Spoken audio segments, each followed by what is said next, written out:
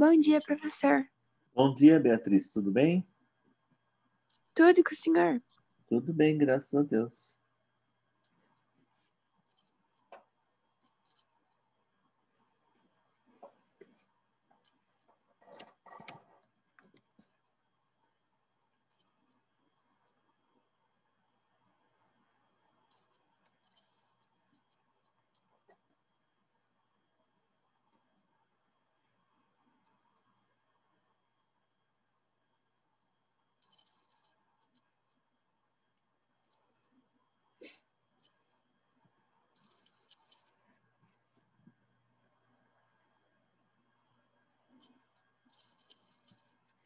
Bom dia, Enzo.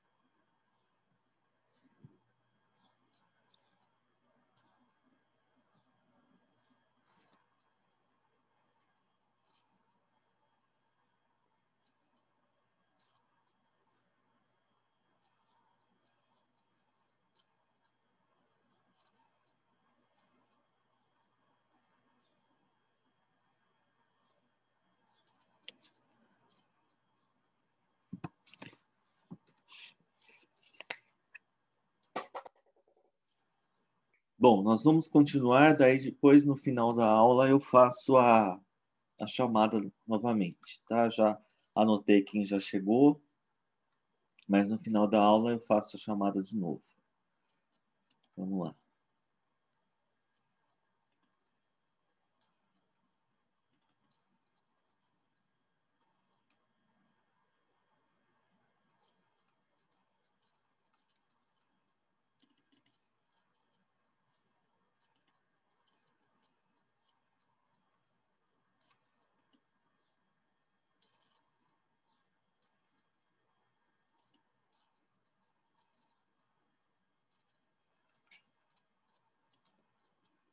Então, eu parei aqui nessa tela, né, falando da divisão.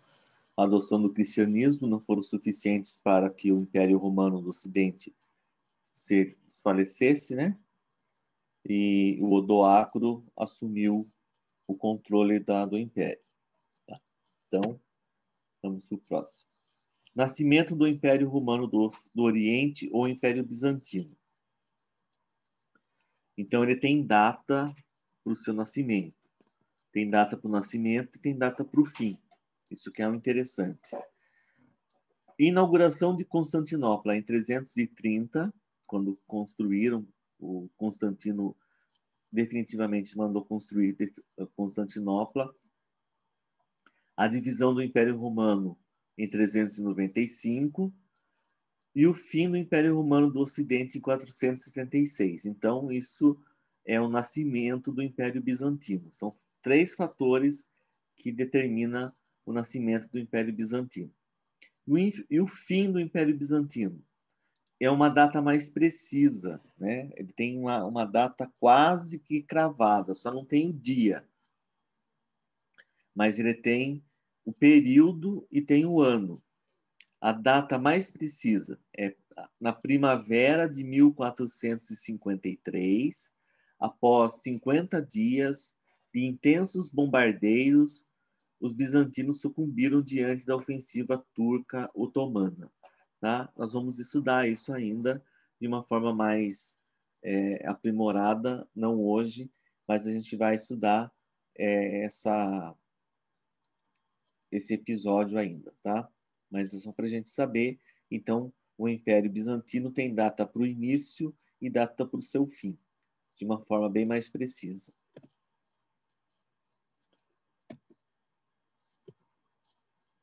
Agora nós vamos falar de política, economia e religião do Império Bizantino. A partir da divisão do Império Romano, houve a criação de um governo autocrata fortemente ligado ao cristianismo. Então, era um governo de autocracia, né? Alguém se autoproclamava imperador por ordem, né? Por nascimento, enfim. E formava uma aliança entre a igreja e o império, num sistema politicamente denominado de monarquia monoteísta. Então, o imperador era ao mesmo tempo chefe temporal, né, chefe político e chefe da igreja. O imperador bizantino tinha poder absoluto, conjugando o poder temporal, o poder político e o poder religioso. Aí criou-se um sistema de governo conhecido como césaropapista. César de imperador, os Césares romanos, né? César, e papista de papa, né? De líder da Igreja Católica. Então, vai se tornar o césaropapismo, ou césaropapista, denominação que combinava os termos César e Papa, referentes aos soberanos políticos e ao chefe supremo da Igreja, respectivamente. Então, nós vamos ter um período de césaropapismo no Império Bizantino. Isso vai gerar muitos problemas, muitos desafios, e vai causar muitos desencontros entre a Igreja e a política bizantina. Nisso, nós vamos ter uma subdivisão da Igreja, criando um patriarcado. Esse patriarcado é a divisão do império que despertou tensões na Igreja, que foi pressionando a também dividir o então centralizador poder papal. Então, são as dioceses, né? O arquidiocese, os bispados, né? Vão sendo a subdivisão da subdivisão, né? A gente tem assim, numa cidade pequena, a gente tem a igreja matriz, né? Depois, uma cidade um pouco maior, a gente tem a igreja matriz, a gente tem a catedral. Uma cidade um pouco maior, a gente tem a igreja matriz, a catedral, a arquidiocese, né? A diocese, a arquidiocese. Então, vai crescendo, vai aumentando a hierarquia. E o governo bizantino acabou promovendo essas divisões. Pelo patriarcado, o Papa dividiu seu poder com as dioceses de Cartago, Salônica, Alexandria, Jerusalém, Antioquia, Constantinopla. Todos os patriarcas deveriam estar sob o controle do Papa. Porém, todos deveriam estar sob o controle do Papa. Porém, a gente vai perceber que o patriarca de Constantinopla estava sob os domínios do imperador. O que é o patriarcado? Eram dioceses, regiões administrativas mais antigas, nas mais antigas províncias romanas, que estavam cada uma sob a jurisdição de um patriarca. Os patriarcados podem ser comparados às administrações regionais do antigo Império Romano, que gozavam de relativa autonomia, mas deveriam se reportar ao poder central. Então, eles tinham certa autonomia, mas tinham que pedir autorizações ao governo central.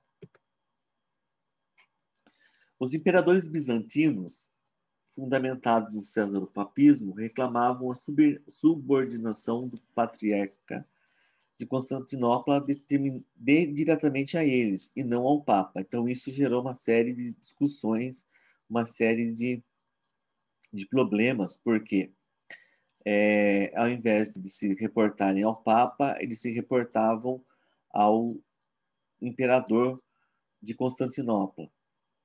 Essa exigência gerou desentendimento com o Papa. Então, nós vamos ter um período aí de uma querela, né? O termo que a história usa é querela. O que é uma querela? Querela é uma briga, é uma discussão, é um desentendimento entre a Igreja e o poder político. Problemas entre a Igreja, representada pelo Papa, e imperadores bizantinos não se resumiram apenas a disputas pelo poder, mas as disputas por poder político, pelo poder econômico, por controles de regiões, enfim. Justiniano, que viveu de 483 a 565, imperador bizantino que governou de 527 até a sua morte em 565, contribuiu para consolidar o cesaropapismo e acirrar a rivalidade com a Igreja. Então, o Justiniano ele colocou mais lenha na fogueira entre essa disputa entre o Papa e o imperador. O ideal político de Justiniano, qual que era? O que ele considerava o lema dele? O lema dele era um Estado, uma lei, uma igreja. Até aí tudo bem. Um Estado, o Estado romano do Oriente, Bizâncio, né? Império Bizantino. Uma lei, a lei do Império. E uma igreja, a Igreja Católica, Apostólica Romana, que era a igreja oficial do Estado. Só que nós vamos ter uma divisão, vai surgir um cisma. Um cisma é uma divisão da igreja.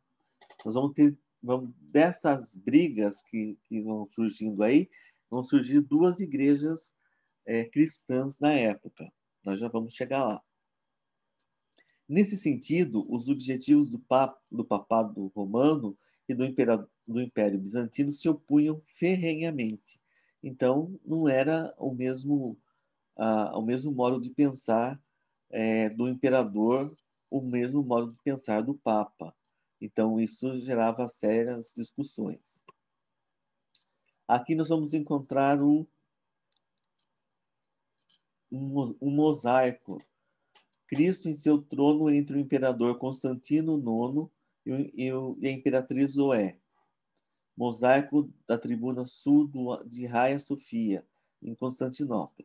Esse mosaico representa o poder e o caráter divino do imperador bizantino.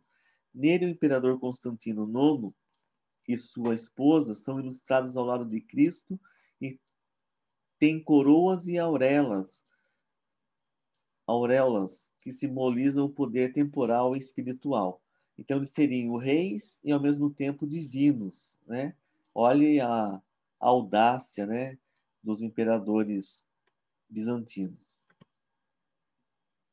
Séculos depois do Justiniano ter exacerbado a discórdia com a Igreja, as querelas, as brigas, continuavam minando a relação entre o papado e o Império Bizantino. No século VIII, o imperador Leão III reacendeu a contenda, tá errado ali, tá, gente? A contenda ao implantar a doutrina da iconoclastia, que pregava a destruição dos ícones religiosos, pinturas e estátuas. Qual era o objetivo dele? Impedir a idolatria dos ícones religiosos entre os bizantinos. A origem das preocupações do imperador estava no assédio da cidade de Constantinopla pelos sarracenos, grupos de origem árabe adeptos do islamismo. Então ele queria banir as imagens religiosas de Bizâncio.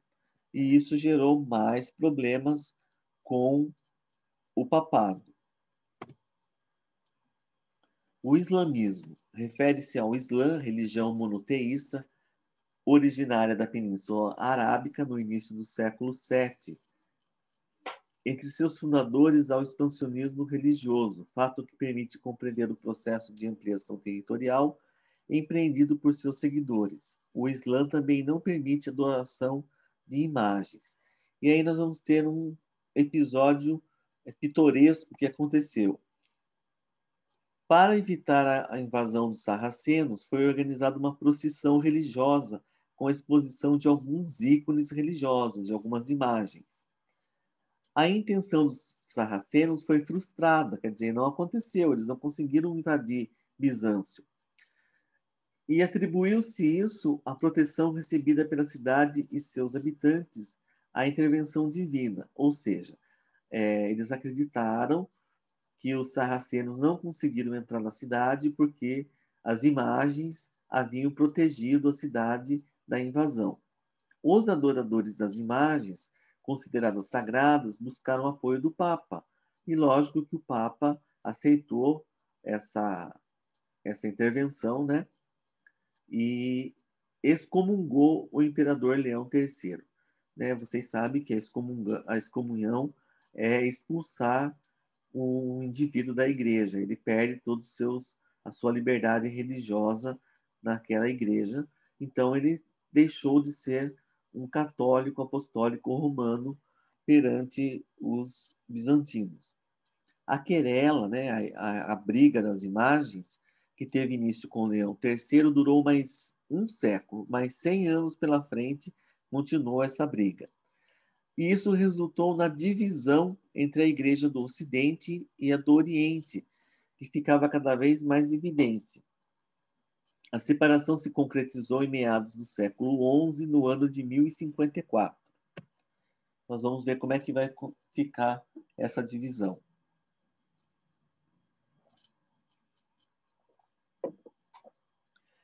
Disputas teológicas entre o Papa Leão IX e o patriarca de Constantinopla, Miguel de Celular, resultaram nas disputas o cisma do Oriente, a cisão, né? A divisão das igrejas.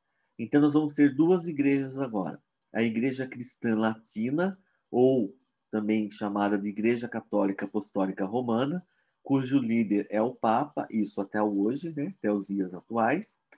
E, de outro lado, criou-se a Igreja Cristã Ortodoxa Grega, que também existe até hoje, cujo líder é o Patriarca de Constantinopla, que também existe até hoje. Tá? Constantinopla foi descrita como um cenário de riquezas e prosperidades.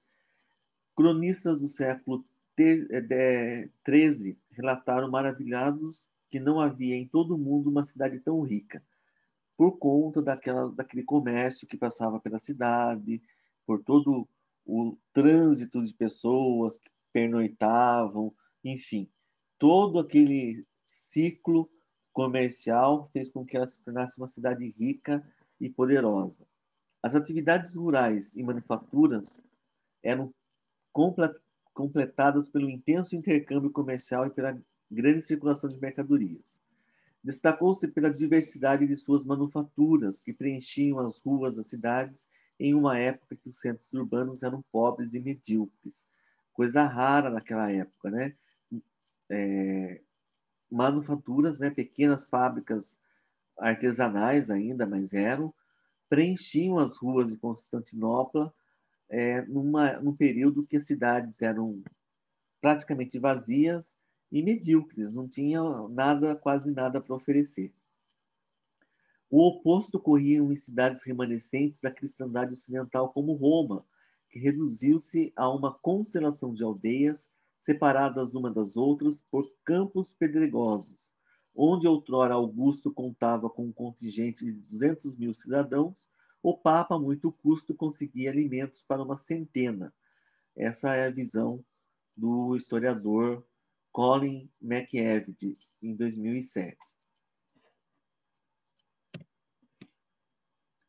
A expansão do islamismo pelo mar Mediterrâneo não afetou diretamente o comércio bizantino. Por que não afetou? Porque Bizâncio, como eu falei para vocês já em slides anteriores, estava localizado numa península cercada pelo mar de Mármara, pelo Estreito de Bósforo e pelo Mar Negro, e ainda tinha a, a porção terrestre com muralhas. Então, isso fazia de Bizâncio uma área totalmente fortificada. Então, a expansão do islamismo pelo mar Mediterrâneo não trouxe consequências diretas, imediatas para o Império Bizantino, naquele momento. Depois, as coisas foram ficando cada vez mais difíceis para o Império Bizantino. Então, fatores: a localização geográfica, as muralhas, a eficaz frota produzida em estaleiros próprios asseguraram vida longa ao Império Bizantino. Os muçulmanos turcos insistiam em sucessivas tentativas de invasão. O que o escritor Roger Cromley, em 2008, escreveu? Afirmava que as fortificações que protegiam a cidade eram um osso na garganta de Alá, um problema psicológico que assolava as ambições e limitava os sonhos e conquistas dos turcos. A gente precisa tomar cuidado quando falar de Alá e dos muçulmanos, porque eles andam cortando gargantas de professores de história por aí, como eles fizeram na França, né? Então eu preciso tomar cuidado no que eu falo sobre os muçulmanos e o Alá. Fim do século XI. Os bizantinos enviaram uma missão ao Papa Urbano II, solicitando auxílio aos cristãos contra os turcos. Então, mesmo os bizantinos tendo uma querela, tendo uma briga com o Papa, eles acabaram se unindo para se proteger dos turcos otomanos e acabaram se unindo. O Papa auxiliou os bizantinos, objetivando salvaguardar a cristandade no Oriente. Decidiu empreender uma luta religiosa de todos os cristãos contra os muçulmanos, que ocupava a região do Oriente Médio. Então, eles vão fazer as chamadas cruzadas. O que são as cruzadas? São expedições religiosas de caráter militar com o objetivo de recuperar a Terra Santa do domínio dos muçulmanos, chamados pela cristandade de infiéis. Então, essa ideia de infiéis surge lá na Idade Média, denominando os muçulmanos de infiéis. E hoje muda, né? Porque hoje os muçulmanos é que chamam os não muçulmanos de infiéis. As cruzadas ocorreram até o final do século XIII, tivemos várias cruzadas, primeira cruzada, segunda, terceira, quarta, quinta, cruzada das crianças, enfim.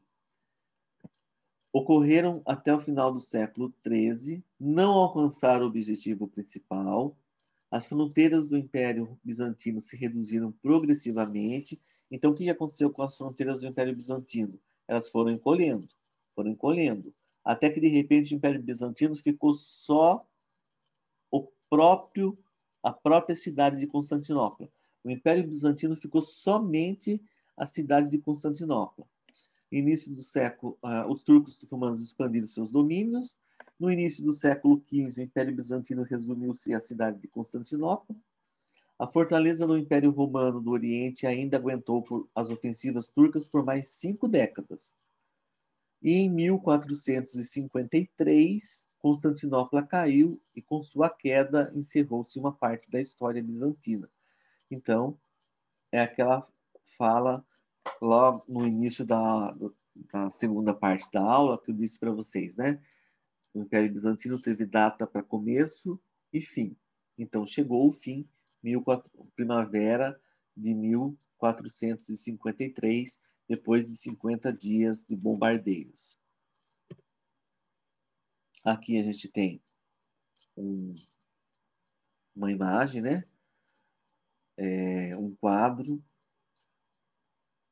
O Conquistador, Mohamed II, o Conquistador. Os turcos otomanos chefiados por Mohamed II, em 1453, transpuseram as muralhas de Constantinopla e tomaram a cidade. Oficialmente, essa invasão deu fim ao Império Bizantino. Tá? Aí tem uma pesquisa sobre as cruzadas, para que vocês possam responder essas 3 questões. Aqui tem mais uma atividade, as rotas da cruzada. Cultura e influência bizantina. O Império Bizantino foi um baluarte cultural do antigo Império Romano durante a Idade Média.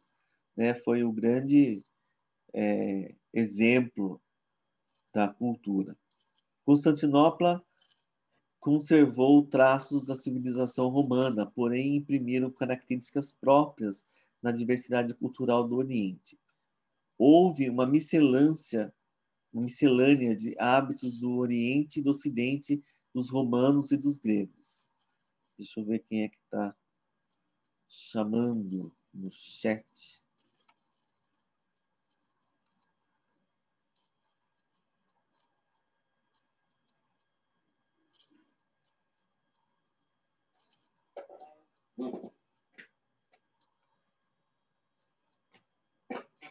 Matheus, meu querido, se puder falar em português, eu agradeço.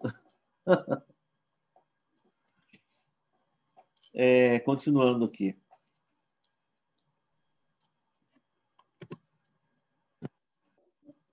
O telefone que toca.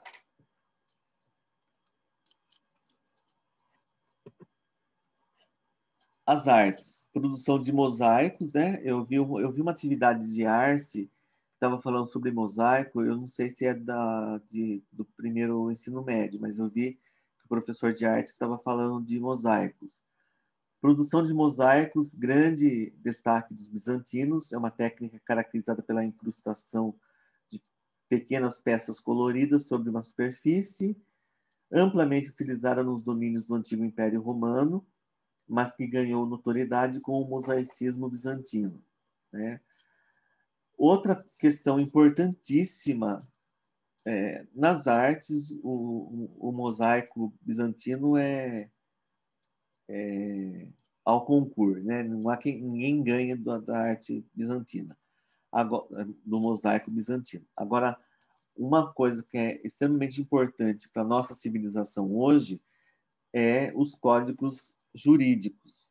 Então, a prática jurídica. Os bizantinos adotaram as práticas jurídicas dos romanos, que a gente já estudou um pouquinho, né? Justiniano, imperador bizantino, determinou a completa preservação das leis, eu comi uma letrinha ali, e jurisprudência dos romanos. E criou o chamado Corpus Juris Civilis, denominação prática do Césaropapismo. Demonstração prática do Césaropapismo. Ele compilou as leis, né? É como se tivesse escrito num livro as leis. Unificava todos os dispositivos legais do mundo romano e criou um ordenamento jurídico capaz de ser aplicado a todos os bizantinos.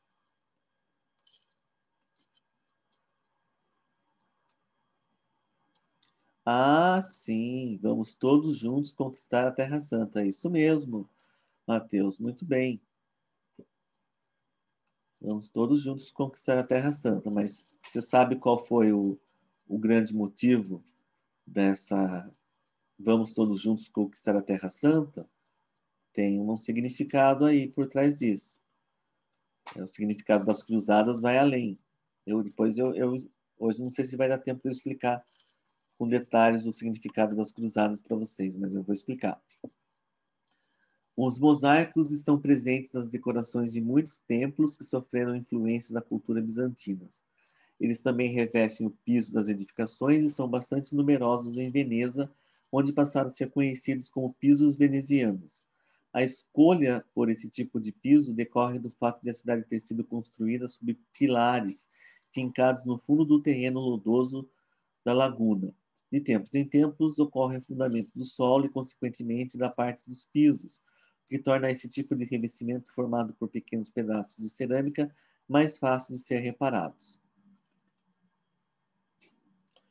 O corpus juris civilis é formado por 4 partes. Então tem o Codex Constitutionum, reunião de toda a legislação romana, digesto ou pandectas, conjunto de jurisprudência romana, institutiones, os elementos fundamentais do direito, e novale constitutiones posse codicem, são as leis promulgadas pelo próprio Justiniano. Então, 4 livros, né, 4 partes distintas do Código Civil das leis do Justiniano, das leis do Império Romano do Oriente, e que a gente estuda até hoje em direito.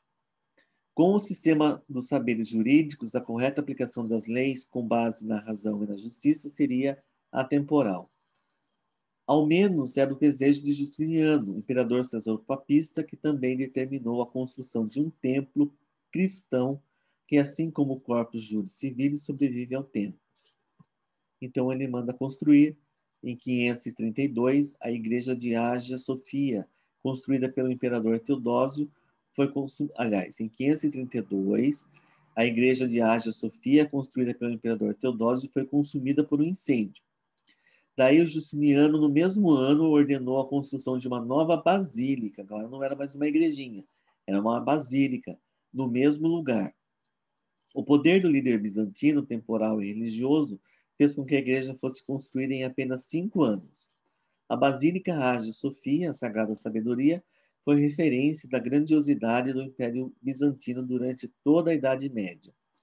As dimensões da igreja, com seu domo central de 31 metros de diâmetro, ou abóbora, né, para quem não sabe, aquela parte de cima da igreja, e 56 metros do solo, e sua ornamentação de mosaico asseguraram o destaque de Hagia Sofia, ou Santa Sofia, como é conhecida em português.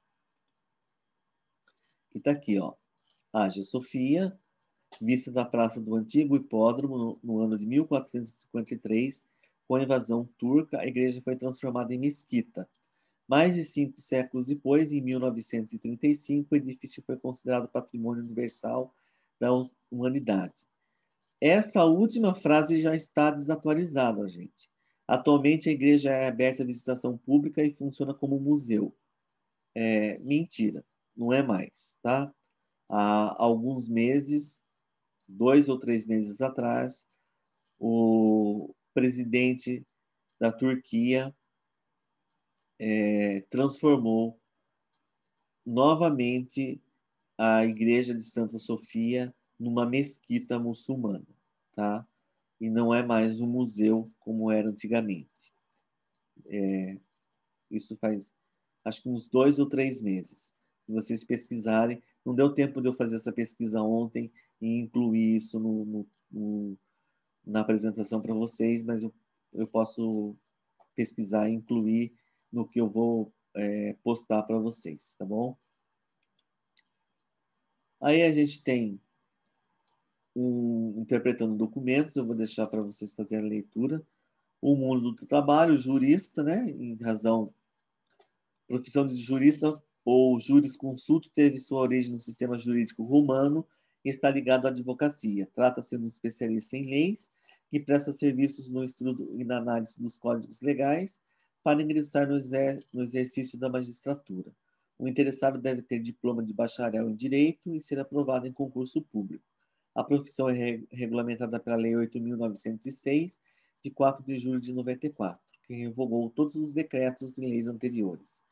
Então, se você quiser ser um jurista, certamente você vai ter que ler essa legislação referente ao Código Civilis do Império Bizantino. Ou você faz história, a importância das leis serem redigidas, aí para um estudo, né? Um questionamento que se faz. E aí a gente tem o nosso mapa mental com todas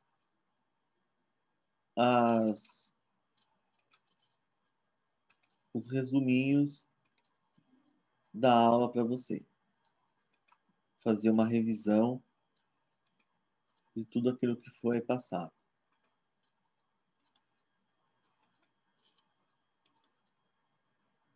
Tá? exercício da página 30. São apenas, acho que, 5 exercícios.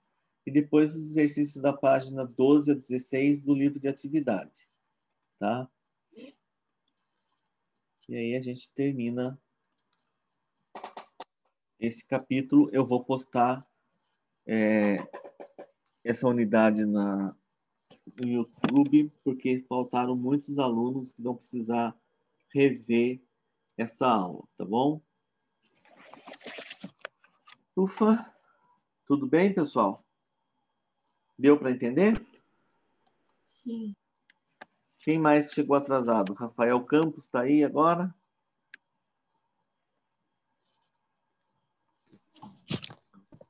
Oi, professor. Tudo bem, Rafael? Tudo? Tá sumido, hein, cara? Tá, que tô meio perdido. Tá meio perdido? Vamos se achar, então. Ó, vamos lá. Está com presença Beatriz, Emily, Enzo Padilha, Estou aqui, Gabriela. professor. Estou falando que está com presença.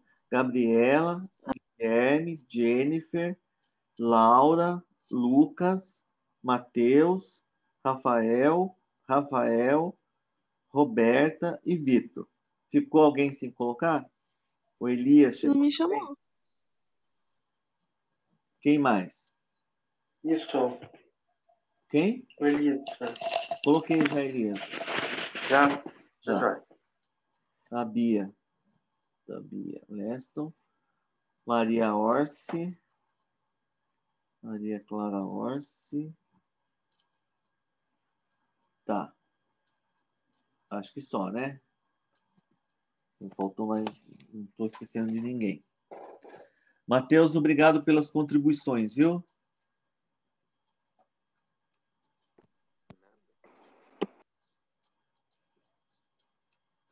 Para terminar, vocês podiam abrir a câmera 1 minutinho para a gente dar um oi, para eu revê-los, que faz tempo que eu não os vejo. Nossa, professor, com minha cara de sono, professor. Não tem problema. Professor, eu tô Oi. uma cara de panda. Ah, que bom. Eu gosto de ver os animaizinhos. Ah, professor do céu. Vamos lá, que eu quero ver os pandinhos. Ah, estão fugindo. Ah, que graça. Ah, o Elias. Tudo bem, Elias? Mas é para aparecer, não é só para ligar. A Bia. A Bia lavou o cabelo, tá com a toalha no cabelo, Bia? Eu tomei banho. Ah, que bom. Cadê os meninos? Cadê a turma? O Matheus. Ei, Matheus. Já, Matheus? Já desligou? Roberta, cadê? Rafael Polis, Rafael Campos. Bom, eu espero que vocês tenham entendido a matéria. Obrigado pela presença de vocês. Tenham uma excelente